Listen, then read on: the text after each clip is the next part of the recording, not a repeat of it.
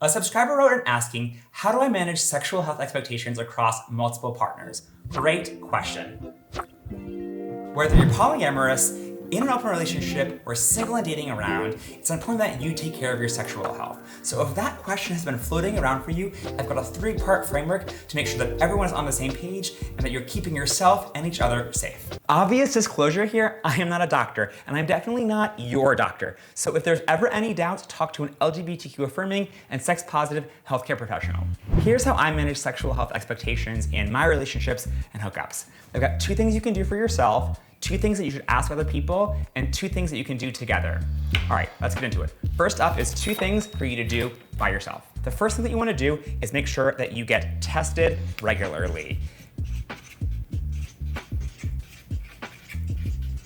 If you have multiple partners, a good rule of thumb is to get tested every 3 months. And if you're having a lot of sex with a lot of different partners, you might want to get tested more frequently than that. If you haven't already, go and get an LGBTQ affirming and sex positive doctor. That way you can get tested regularly, you can get treated when you need to, you can talk about vaccines and other prevention options, and you can ask any questions that you might have. The second thing you can do for yourself is decide on your risk tolerance. Now, there isn't any clear-cut way to know exactly what your own personal risk tolerance is.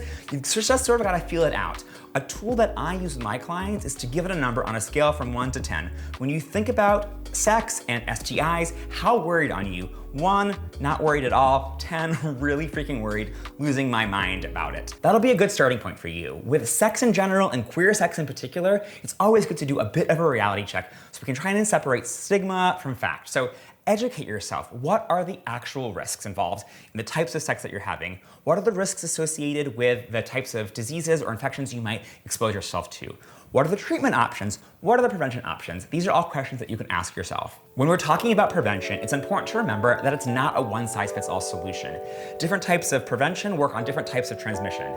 For instance, there are types of STIs that you can get even if you're using condoms. And there are some STIs, like HIV and HPV, which can be prevented through medication. We'll talk more about safer sex options in a moment, but first a note about risk and shame. Gay sex in particular is highly stigmatized, even still today. And so it's really important that we suss out what is actual risk from what is exaggerated risk. You might also want to take a moment to think about all the different types of risk that people take all the time without judgment.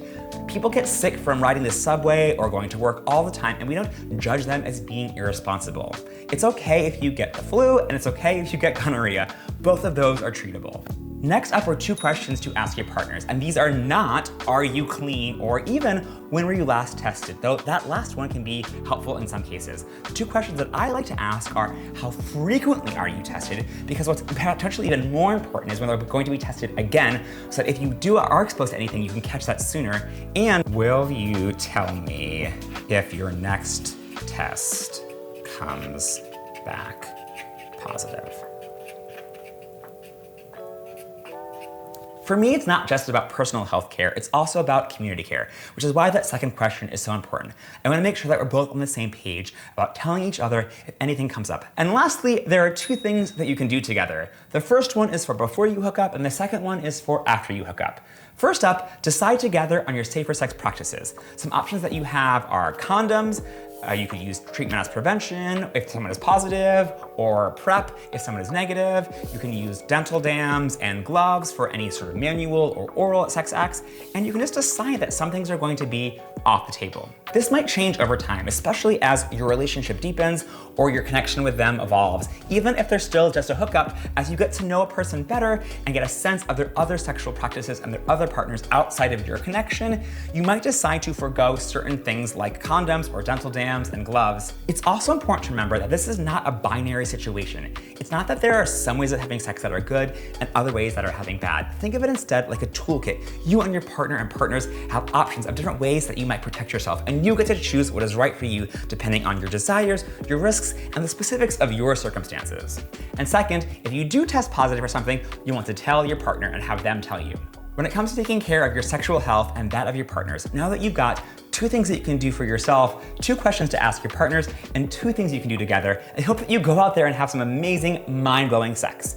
But if you're not having as much sex as you would like to be, I've got some videos for you. If you are in a long-term relationship and you're not having as much sex as you would like to, go ahead and watch this video right here. And if you're single, dating around, or hooking up, I've got some best practices for Grindr and other hookup apps so you can get the most out of your time while you play the field. Click that video there, and wherever you are, I'll see you over on one of those. Bye for now.